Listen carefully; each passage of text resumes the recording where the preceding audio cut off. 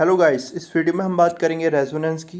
Resonance को हमें समझना है एलसीआर सर्किट के कॉन्टेक्स्ट में, बट उससे भी पहले हम एक प्रैक्टिकल एग्जांपल से इसको समझते हैं। तो अगर एक स्विंग है और इसको मैंने पुश किया तो ये क्या करेगा, ये ऑसिलेट करेगा टू एंड फ्रो। एक पर्टिकुलर फ्रीक्वेंसी में कोई भी सिस्टम ऑसिलेट करता है, जैसे हम उस सिस्टम की नेचुरल फ्रीक्वेंसी बोलते हैं। अब ये ऑसिलेट कर रहा है और मैं चाहता हूँ कि क्या करूँ, मैं इसकी जो एम्पलीट्यूड है ऑसिलेशन का वो इंक्रीज़ कर दूँ। मैंने इसको पुल किया, कब पुल किया, कब, जब ये ऊपर की तरफ आ रहा था तब मैंने इसे पीछे की तरफ और पुल किया और तब इसे रिलीज़ किया, तब भी इसका एम्पलीट्यूड क्या हो जाएगा, तब भी इसका एम्पलीट्यूड इंक्रीज़ हुआ। तो जो मैंने अपना पुश किया, फोर्स लगाया, तो वो कब लगाया, मैच करते हुए अपनी फ्रीक्वेंसी, जो पुल करने की फ्रीक्वेंसी मैच करी विद द सिस्टम फ्रीक्वेंसी और द स्विंग फ्रीक्वेंसी। और ऐसा करने से क्या हुआ, उसका एम्पलीट्यूड स्विंगिंग का वो इंक्रीज़ हो गया। ठीक है, और इसे ही हम क्या कहते हैं, रेजोनेंस कहते हैं। तो अब इसे समझते हैं with respect to our LCR circuit. तो एलसीआर सर्किट में क्या है, एलसीआर सर्किट में हमारा वेरिंग वोल्टेज है, एंड वेरिंग वोल्टेज और alternating voltage produces alternating current, that is the oscillating current. और ऑसिलेटिंग करंट के क्या एम्पलीट्यूड को मैं इंक्रीज़ कर सकता हूँ, तो बिल्कुल कर सकता हूँ। तो कैसे इंक्रीज़ कर सकता हूँ, तो इसमें जो इंटरनल फैक्टर को भी हम देखेंगे, लेकिन अभी हम बात कर रहे हैं एक्सटर्नल फैक्टर की। तो एक्सटर्नल फैक्टर में अभी हम इस फॉर्मूले को देखते हैं। तो फॉर्मूले में हम देखेंगे कि अगर मैं उसके ओमेगा को चेंज कर दूँ, फ्रीक्वेंसी को चेंज कर दूँ, उसके रेजोनेंट फ्रीक्वेंसी पे ले आऊँ, तो हमें करंट का मैक्सिमम एम्पलीट्यूड मिल जाएगा। वो कैसे होगा उसको हम इसमें समझते हैं। तो देखो, जो हमारा पीक वैल्यू ऑफ करंट है that will be equal to peak value of voltage divided by the impedance. ठीक है, इम्पीडेंस की बात हमने प्रीवियस वीडियो में की थी, तो आप वो वीडियोस देखना, तब आपको समझ में आएगा इम्पीडेंस क्या है। और यहाँ पर इम्पीडेंस का फॉर्मूला जो आया था हमारा, आया था root of R square plus X C minus XL whole square. ठीक है, अब देखना, जो एक्स सी है वो क्या है, one upon omega C, and XL inductive reactance is omega L. ठीक है, अब इसमें जो सी है, this is the internal factor of the circuit, L is the internal factor of the circuit, resistance is the internal factor of the circuit. तो जो लेकिन जो ओमेगा है, this is the external factor. जो voltage apply करेंगे हम, उसकी frequency है, हम उसको वेरी कर सकते हैं। ठीक है, और कैसे वेरी करेंगे, देखो, अगर देखो हम चाहते हैं कि करंट क्या हो, करंट की जो पीक वैल्यू हो ये मैक्सिमम हो। ठीक है, तो मैक्सिमम के लिए क्या होगा, जो डिनोमीटर में अगर देखो मैं क्या चेंज कर सकता हूँ, ओमेगा को चेंज कर सकता हूँ। तो अगर मैं एक्स सी माइनस एक्सएल को क्या कर दूँ, एक्स सी माइनस एक्सएल अगर क्या आ जाए, ज़ीरो आ जाए, तो क्या हो जाएगा, तो जो हमारा करंट है, ठीक है, peak value of current that will be equal to peak value of voltage divided by root of R square. ठीक है, क्योंकि ये फैक्टर तो ज़ीरो हो जाएगा। तो इम्पीडेंस किसके इक्वल हो जाएगा, सिर्फ और सिर्फ रेजिस्टेंस के। यानी कि अगर X C minus X L zero हो जाए तो इसका इम्पीडेंस कितना हो जाएगा, only equal to the resistance. और X C minus X L zero कब होगा वो भी देखते हैं। एक्स सी अगर माइनस एक्सएल ज़ीरो के इक्वल है तो क्या आ जाएगा, देखो, X C is equal to X L आ जाएगा, और एक्स सी की value one upon omega C है। ठीक है, और वो एक्सएल की ओमेगा एल है। ओमेगा नॉट लिखा है because this will now become the resonant frequency.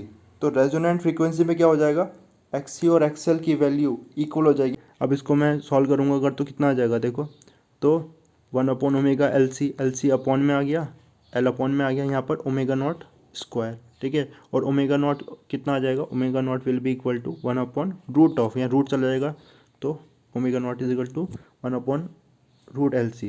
This is the resonant frequency of a L C R circuit. तो इस फ्रीक्वेंसी पर अगर हम वोल्टेज अप्लाई करते हैं तो जो करंट होगा वो उसका एम्पलीट्यूड मैक्सिमम होगा। तो अब हम वेरिएशन देखते हैं, I M maximum peak value of current का with omega, that is the angular frequency of the source. तो इसमें जो हमने एल की वैल्यू ली है, एल की वैल्यू ली है 1 मिली हेनरी। ठीक है, एंड कैपेसिटेंस कितना लिया है इसमें, 1 नैनो फेराड। ठीक है, ये दोनों हमने वैल्यू एल और सी की लिए। और इसके लिए देखो, दो वैल्यूज़ देखें हम, रेजिस्टेंस, अब रेजिस्टेंस की वैल्यू हम दो लेंगे, एक बार 100 ओम के लिए ले रहे हैं और हम 200 ओम के लिए लेंगे। ठीक है, तो देखो, और हमने कितना सोर्स अप्लाई किया है, वी एम 100 वोल्ट अप्लाई किया है। तो रेजोनेंट फ्रीक्वेंसी इस एल और सी कॉम्बिनेशन के लिए कितनी आ जाएगी, तो जब हम कैलकुलेट करेंगे, हमने देखा भी रेजोनेंट फ्रीक्वेंसी का formula one upon root L C, that will be 10⁶ radian per second, ये रेजोनेंट फ्रीक्वेंसी आ जाएगी।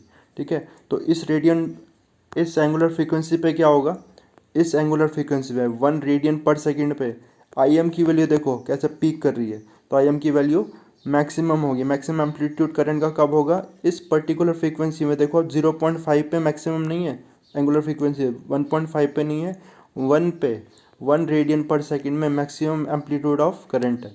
ठीक है, लेकिन उसमें भी देखो, अब फिर वापस फॉर्मूले में देखते हैं। तो अब देखो जो करंट है फाइनली किस पे डिपेंड करेगा, at resonant frequency peak value of current will be Vm/R। ठीक है, तो अगर R क्या होता है, जैसे कि R की दो वैल्यूज़ दी है, अगर रजिस्टेंस हम क्या लेते हैं, एक बार 100 ओम है, एक बार 200 ओम है, तो मुझे बताओ कि किस केस में करंट मैक्सिमम होगा। तो रेजोनेंट फ्रीक्वेंसी पे भी अगर मैं क्या करता हूँ, लेस ओम का लेस रेजिस्टेंस लेता हूँ, लेस वैल्यू का रेजिस्टेंस, तो उस केस में मैक्सिमम करंट होगा। ठीक है, तो देखो, तो इस ग्राफ से क्या समझ में आया हमें, तो ये जो फर्स्ट वाला है ये 100 ओम के लिए, तो 100 ओम के लिए peak value of amplitude of current will be maximum than the resistance of ये सेकंड वाला 200 ओम के लिए। और दोनों के दोनों किस पे है, दोनों के दोनों ही हमारा रेजोनेंट फ्रीक्वेंसी पे है।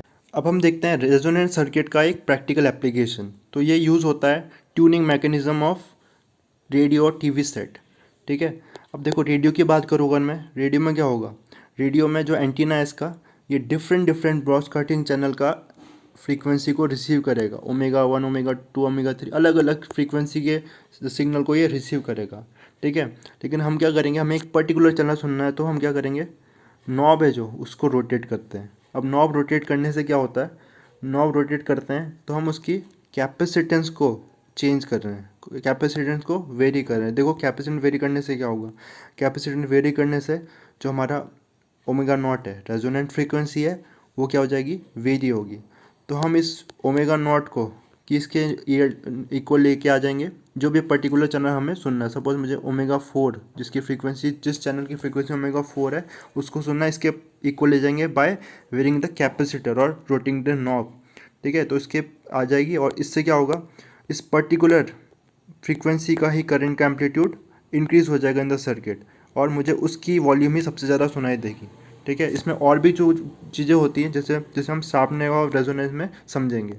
ठीक है, तो इस तरह से मैं क्या करूँगा, बाय वेरिंग द कैपेसिटर, मैंने क्या किया, सर्किट के रेजोनेंट फ्रीक्वेंसी को वेरी किया और उसको मैं किसके इक्वल लेके आ गया, जो भी पर्टिकुलर चैनल की फ्रीक्वेंसी मैं सुनना चाहता हूँ उसके इक्वल लेके आ गया।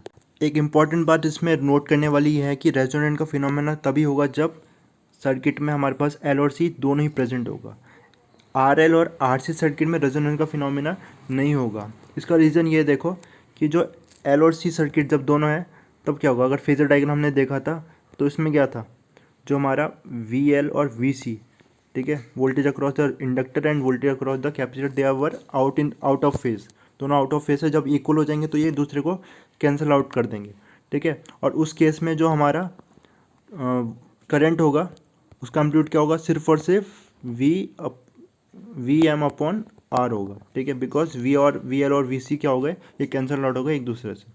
ठीक है, तो ये फिनोमेना बस एल सी आर सर्किट में ही होगा।